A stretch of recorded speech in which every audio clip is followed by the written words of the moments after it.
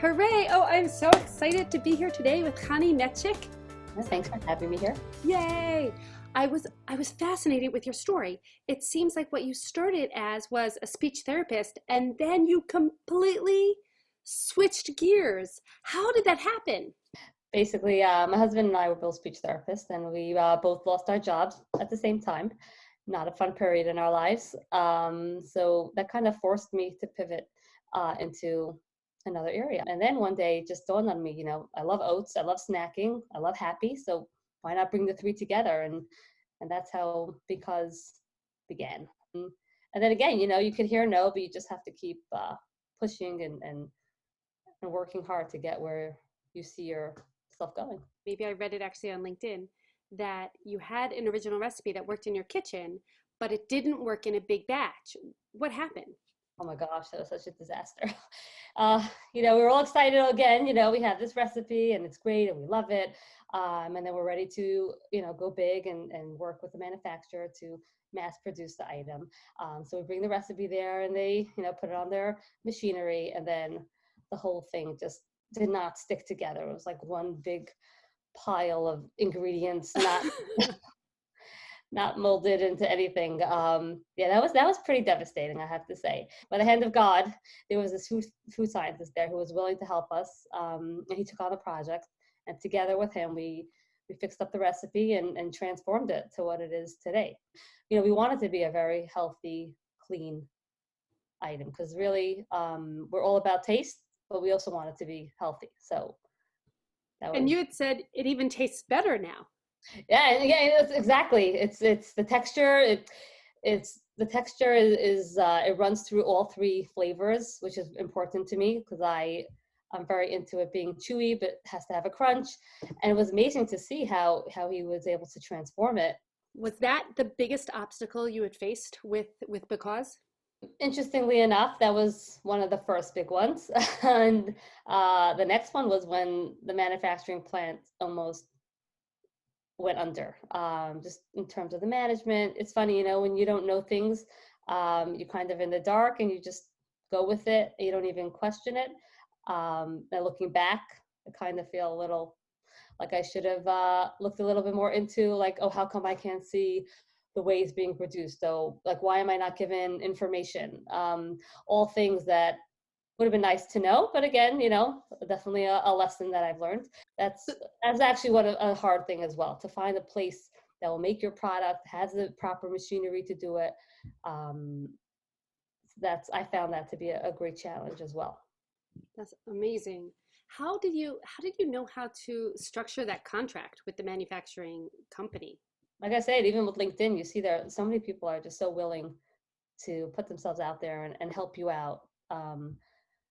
So I would definitely always look for a mentor or someone to, bounce ideas off them and show them, oh, does this make sense? Does this make sense? And that person was very helpful in figuring out and making sure that I'm doing it the right way. And again, I've made mistakes and learned lessons, and I hope to be able to share that with people starting out, because there's a lot to know when you're coming out with a product.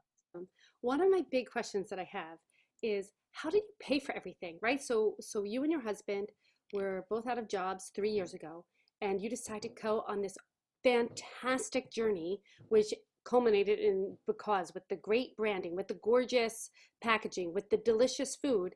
But from getting from not having a job to here, how did you pay for that? I found investors that I guess they really more believe in me than they believe in the product. They know that they know me personally, so they were willing to invest in the company. So that's really what pushes me every day. To have these people who support you and believe in you is just, you don't find that every day. So That's fantastic. A lot of people, when they're looking for funding, they literally have to ask everyone, right? They ask everyone who's in their inner circle and everyone in their outer circle. And then, right, if they have a LinkedIn connections, they'll start asking everyone, like there's Kickstarter, there's this, there's that, the other thing. So how long did it take you to find those investors? I say around a year or so. because just when you start up, everything takes time till I found the recipe, till I found the manufacturer, till I figure out packaging. There's like, it all comes up to this one point where all of a sudden, whoa, okay, you have to invest a lot of money. Are you really doing this?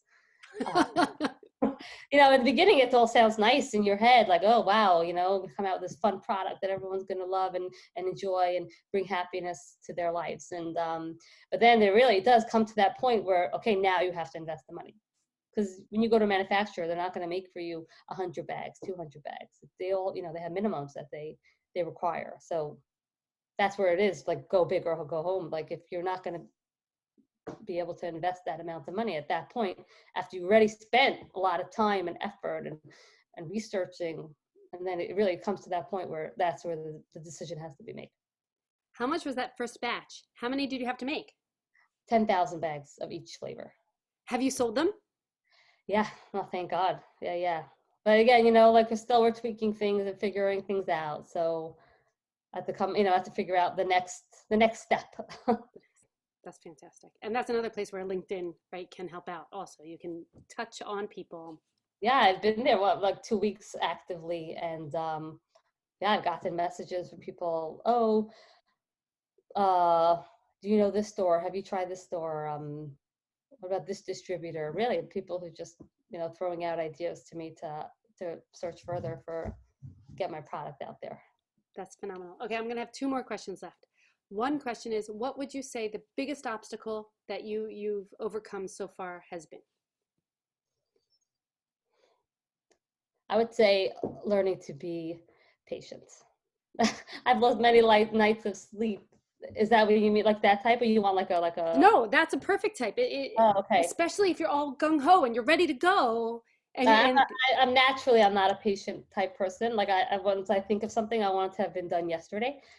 So that's definitely something I have to like learn in business. You want this item to come out. Should you push it forward even though it's not really ready, or should you really be patient? Make sure it's where it has to be there out in the market.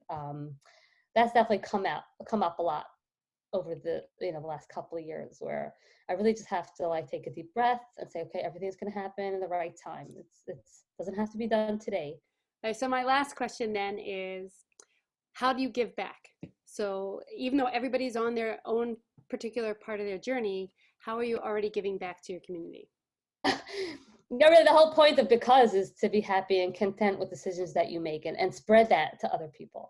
So in a way, I hope that message gets spread to people who seen Because or have tasted Because, and it really is, I feel like a bite away from happy, where you